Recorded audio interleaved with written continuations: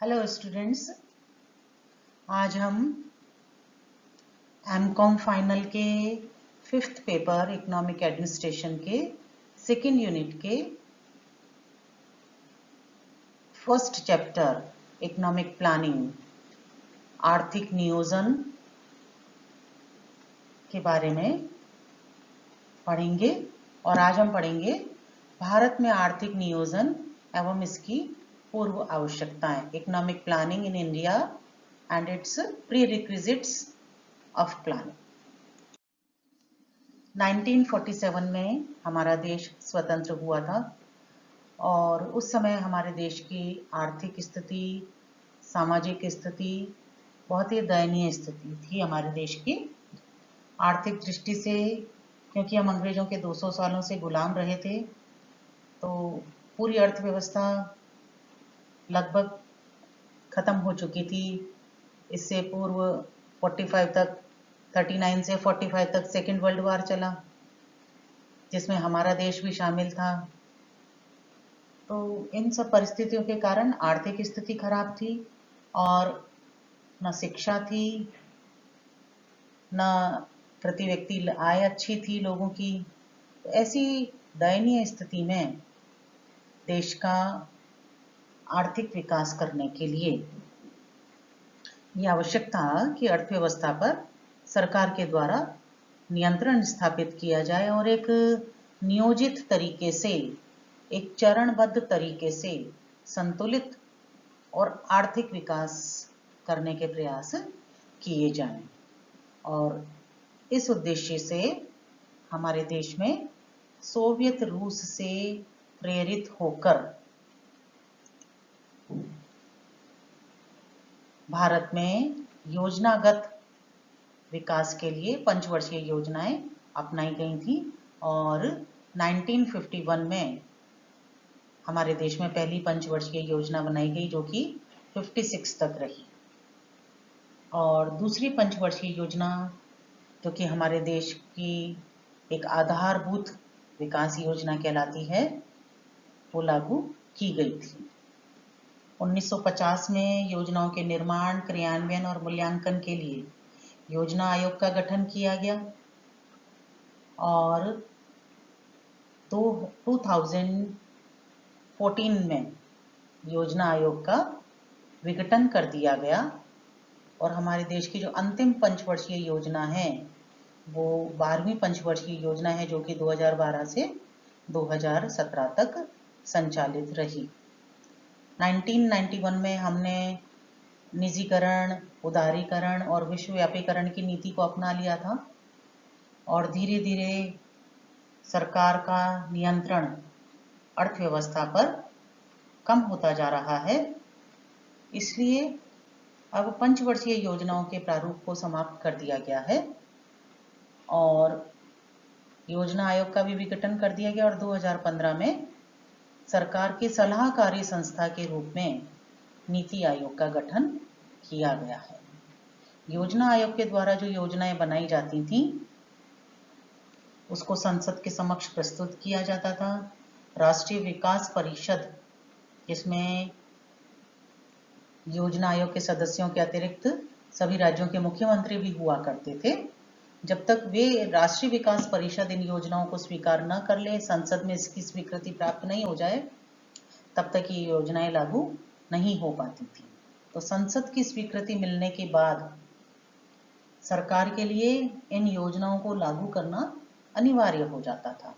लेकिन अब 2015 से जो नीति आयोग का गठन किया गया है, ये एक सरकार की सलाहकारी संस्था के रूप में इसकी स्थापना की गई है और इसको द्वारा दिए गए सुझावों को संसद में अनुमति प्राप्त नहीं की जाती है, उसको पारित नहीं करवाया जाता है। इसलिए सुझावों को मानना या नहीं मानना ये सरकार के ऊपर निर्भर करता है। नीति आयोग का फुल फॉर्म है national institute for transforming India. हमारे देश में अभी तक जो 12 पंचवर्षीय योजनाएं रही हैं, उनका जो मुख्य उद्देश्य रहा है वो है तीव्र आर्थिक विकास, गरीबी उन्मूलन, रोजगार वृद्धि, सामाजिक और आर्थिक असमानताएं दूर करना, सतत सस्टेनेबल और संतुलित आर्थिक विकास करना। यह हमारी अब तक की जो पंचवर्षीय योजनाएं हैं उनके उद्देश्य रहे हैं। योजनाओं की सफलता जो नियोजन किया जाता है, नियोजन मतलब देश का किन किन आर्थिक क्षेत्रों का विकास किया जाएगा, उद्योगों का विकास करना, कृषि का विकास करना, यातायात सुविधाओं का विकास करना, संचार सुविधाओं का विकास करना, ये सब विकास योजनाएं कहलाती हैं। और इनका एक योजनागत विकास करना, देश में सामाजिक विकास करना है, मानवीय सुविधाओं का विकास करना है, इन सब के लिए हमारे देश में योजनाएं बनाई जाती थी। और इन योजनाओं की सफलता पर ही देश का विकास निर्भर करता है। इसलिए नियोजन के लिए कुछ शर्तों का पूरा होना आवश्यक है। योजनाओं की सफलता के लिए कुछ शर्तों का पूरा होना आवश्यक है, जिन्हें हम नियोजन की पूर्व आवश्यकताएं कहते हैं। नंबर 1, राजनीतिक स्थायित्व। हमारे देश में प्रत्येक 5 वर्ष में चुनाव होते हैं, लोकसभा के और राज्यों में विधानसभाओं के, और देश की जनता को अपनी सरकार बनाने का हक होता है। तो राजनीतिक स्थायित्व जरूरी है, यानी सरकार 5 वर्ष के लिए अगर चयनित होती हैं तो 5 वर्ष तक उनका स्थायित्व रहना चाहिए। क्योंकि राजनीतिक अस्थिरता से, अगर राजनीतिक अस्थिरता है और सरकारें लगातार बदलती रही हैं तो योजनाओं का निर्माण करने में, उनकी लक्ष्य पूर्ति करने में दिक्कतें आती हैं, वो अपूर्ण रह जाती हैं, क्रियान्वयन में देरी हो जाती है। इसके कारण ही छठी पंचवर्षीय योजना दो बार बनानी पड़ गई, और 8वीं पंचवर्षीय योजना जो कि 92 से 97 तक थी, उसको बनाने में देरी हो गई थी, क्योंकि 1980 और 1990 की जो अवधि है, इसमें हमारे देश में राजनीतिक अस्थिरता बहुत ज़्यादा रही थी। दूसरी शर्त है कि उपयुक्त नियोजन संगठन होना चाहिए, यानी योजनाओं का, देश के विकास के लिए योजनाओं का निर्माण करना, क्रियान्वयन, उनका मूल्यांकन करना, और फिर मूल्यांकन करके देश की विकास की आवश्यकताओं के अनुसार और समय के अनुकूल ऐसी योजनाएं बनाना जो कि एक निर्धारित समय अवधि में पूर्ण हो सके और जो कि देश में भविष्य में विकास को प्रेरित कर सकें। इस प्रकार की योजनाओं का निर्माण के लिए आवश्यक है कि कार्यकुशल, विशेषज्ञों वाला और समर्पित संगठन होना चाहिए, जो कि देश के विकास के लिए योजनाएं बना सकें। और इस हेतु हमारे देश में 1950 से लेकर 2017 तक योजना आयोग था, और अब नीति आयोग है। तीसरा है, कुशल प्रशासन होना चाहिए। योजनाओं के निर्माण का कार्य योजना आयोग या नीति आयोग के द्वारा किया जाता है, और उनका क्रियान्वयन सरकारी विभाग, सरकार के विभिन्न मंत्रालयों के द्वारा किया जाता है। तो ऐसी स्थिति में क्रियान्वयन तभी सफल हो पाएगा, योजनाओं का निर्माण तभी सफल हो सकता है जबकि उनकी उचित क्रियान्वयन किया जाए। और क्रियान्वयन के लिए हमारा जो प्रशासन है, जो सरकारी मशीनरी है, वो सुदृढ़, योग्य और ईमानदार होना चाहिए। सुनिश्चित प्राथमिकताएं और लक्ष्य होने चाहिए कि एक निश्चित अवधि में, यानी आगामी 5 वर्षों में किन क्षेत्रों का विकास किया जाना है और कितना विकास किया जाना है। यानी कि अगर प्रति व्यक्ति आय में वृद्धि करनी है तो तय होना चाहिए कि रोजगार के अवसर कितने बढ़ाए जाएंगे ताकि प्रति व्यक्ति आय में वृद्धि की जा सके। नेक्स्ट है, पर्याप्त वित्तीय संसाधन होने चाहिए, क्योंकि पैसे के बिना कुछ भी संभव नहीं है। धन हमारे शरीर में बहते हुए खून के समान है, तो वित्तीय संसाधन पर्याप्त मात्रा में होने चाहिए। इसके लिए सरकार करों के रूप में आय प्राप्त करती है, संसाधन जुटाने का प्रयास करती है। इसके अलावा अन्य सार्वजनिक आय के स्रोत हैं, उनसे भी सरकार आय प्राप्त करने का प्रयास करती है। सरकार राजकोषीय नीति के अंतर्गत इस प्रकार की सार्वजनिक आय और व्यय की नीति बनाती है ताकि बचतों को प्रोत्साहित किया जा सके और इन बचतों को बढ़ाने के लिए, उनको विनियोग हेतु प्राप्त करने के लिए, मोबिलाइज करने के लिए हमारे देश में अनेक वित्तीय संस्थाओं की स्थापना की गई है, जो कि इन बचतों को विनियोगों हेतु मोबिलाइज करने में सहयोग प्रदान करती हैं। बैंक्स एवं अन्य वित्तीय संस्थाएं। योजना की सफलता सही सांख्यिकी आंकड़े और सूचनाओं पर निर्भर करती है। यानी सरकार के द्वारा आगामी 5 वर्षों के लिए जो पंचवर्षीय योजनाएं बनाई जाती थी, वे पिछले वर्षों में जो योजनाएं बनाई गई हैं वो कितनी सफल रही और यदि असफल रही तो उनके कारण क्या थे, इन सब के संबंध में पर्याप्त सांख्यिकी आंकड़े उपलब्ध किए जाते हैं और उनके आधार पर भविष्य के लिए योजनाएं बनाई जाती हैं। इसके लिए हमारे देश में सांख्यिकी संगठन की स्थापना की गई है, जो कि योजना आयोग और नीति आयोग को आवश्यक आंकड़े उपलब्ध करवाता है। अर्थव्यवस्था में संतुलन होना चाहिए। ये योजना की सफलता के लिए, नियोजन की सफलता के लिए अत्यंत ही आवश्यक है। विभिन्न जो आर्थिक योजनाएं बनाई जाती हैं, जैसे आर्थिक नीतियां, मौद्रिक नीति, राजकोषीय नीति, औद्योगिक नीति, कृषि विकास नीति, यातायात नीति, मूल्य नीति, इन सब में आपस में संतुलन होना चाहिए। ये एक दूसरे की सहयोगी होनी चाहिए। इसी प्रकार से जो विकास योजनाएं बनाई जा रही हैं, जैसे औद्योगिक विकास किया जाना है या कृषि विकास किया जाना है, तो कृषि के विकास पर उद्योगों का विकास निर्भर करता है और उद्योगों का विकास कृषि विकास पर निर्भर करता है। तो विभिन्न जो विकास योजनाएं होती हैं, जो स्टेप्स लिए जाते हैं विकास के, उनमें क्षैतिज, लंबवत, आगामी और पूर्वगामी संतुलन होना चाहिए। विपक्षी राजनीतिक दलों का सहयोग अत्यंत आवश्यक है। विपक्ष का जो कार्य है वो सकारात्मक आलोचना करना होना चाहिए। केवल आलोचना करना उसका उद्देश्य नहीं होना चाहिए। सकारात्मक आलोचना की जानी चाहिए कि अगर कुछ नीतियों में कुछ कमी है, नीतियां इस प्रकार की हैं जो कि जनता के लिए लाभकारी नहीं है, देश के विकास के अनुकूल नहीं है, ऐसी नीतियों का विरोध विपक्षी दलों को आवश्यक रूप से करना चाहिए। कोऑर्डिनेशन होना चाहिए। विभिन्न जो आर्थिक योजनाएं, जो नीतियां बनाई जाती हैं, राजकोषीय नीति, मौद्रिक नीति, औद्योगिक नीति, कृषि नीति, मूल्य नीति, मजदूरी नीति, इन सब में आपस में कोऑर्डिनेशन होना चाहिए। ये नीतियां आपस में इस तरह की होनी चाहिए कि एक दूसरे के कार्य में सहयोग प्रदान कर सकें।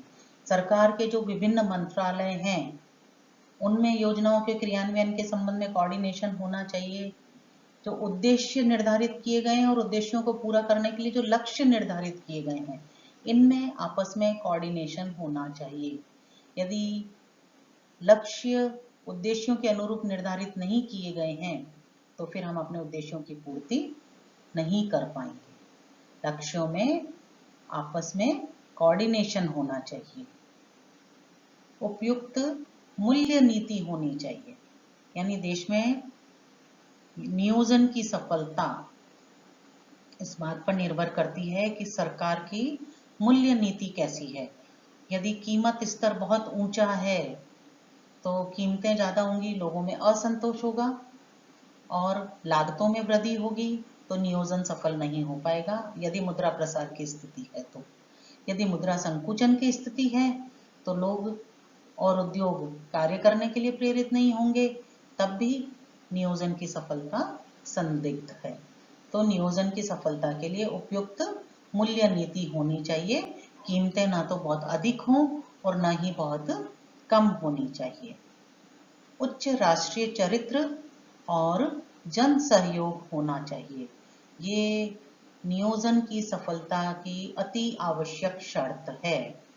जब तक योजनाएं इस प्रकार की ना बनाई जाएं कि लोगों में ये विश्वास उत्पन्न किया जा सके कि योजनाएं उनके लाभ के लिए, देश के विकास के लिए बनाई जा रही हैं, जब तक लोगों में ये विश्वास उत्पन्न नहीं होगा, तब तक जनता का सहयोग प्राप्त नहीं होगा और योजनाओं की सफल होना मुश्किल है।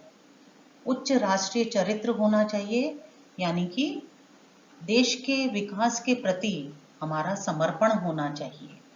योजनाओं के निर्माण, योजनाओं के क्रियान्वयन, उनके मूल्यांकन के हर स्टेप पर हमारा उच्च राष्ट्रीय चरित्र होना चाहिए, हमारा डिवोशन होना चाहिए, ईमानदारी होनी चाहिए, ताकि हम देश के विकास के लिए कार्य कर सकें और योजनाओं को सफल बनाने का प्रयास कर सकें। इसके अलावा नियोजन की सफलता, जो पंचवर्षीय योजनाएं बनाई जाती हैं, जिसमें कि आगामी 5 वर्षों में देश का विकास किस प्रकार से किया जाएगा और उसका भविष्य पर क्या प्रभाव पड़ेगा, इन सब के संबंध में जो योजनाएं बनाई जाती हैं, उनकी सफलता के लिए आवश्यक है कि प्राकृतिक दशाएं देश में अनुकूल होनी चाहिए। यदि योजनाएं तो अच्छी बना ली गई, लेकिन बाढ़ या सूखे की स्थिति उत्पन्न हो जाती है या अन्य कोई प्राकृतिक आपदाएं वगैरह आ जाती हैं, तो नियोजन सफल नहीं होगा। आंतरिक शांति और सुरक्षा रहनी चाहिए। देश में न तो आंतरिक झगड़े होने चाहिए, किसी प्रकार के कोई सांप्रदायिक झगड़े वगैरह नहीं होने चाहिए, और पड़ोसी देशों से भी हमारे संबंध अच्छे रहने चाहिए, ताकि हमारे देश में आंतरिक शांति और सुरक्षा बनी रहे और एक अच्छे माहौल में योजनाओं को क्रियान्वयन करने का कार्य किया जा सके। योजनाओं की सफलता अंतर्राष्ट्रीय सहयोग पर निर्भर करती है, और वर्तमान में जबकि विश्वव्यापीकरण हो गया है, ग्लोबलाइजेशन हो गया है, तो अन्य देशों की आर्थिक गतिविधियां और अन्य देशों से हमारे संबंध हमारे देश के आर्थिक विकास को प्रभावित करते हैं, आर्थिक गतिविधियों को प्रभावित करते हैं। तो जब तक अंतर्राष्ट्रीय सहयोग प्राप्त नहीं होगा, योजनाओं को सफल बनाना मुश्किल है। राष्ट्रीय आय का यथोचित वितरण होना चाहिए। ऐसा नहीं होना चाहिए कि योजनाओं के कारण जो आर्थिक विकास हो रहा है, उससे राष्ट्रीय आय में जो वृद्धि हो रही है, उसका अधिकांश भाग यदि संपन्न वर्ग को और धनी वर्ग की प्रति व्यक्ति आय में ही वृद्धि हो रही है, धनी वर्ग की आय में ही वृद्धि हो रही है और गरीब व्यक्ति को इसका कोई लाभ मिल नहीं पा रहा है, तो फिर सरकार को जन सहयोग भी प्राप्त नहीं होगा। तो योजनाओं की सफलता के लिए आवश्यक है कि राष्ट्रीय आय का यथोचित वितरण होना चाहिए।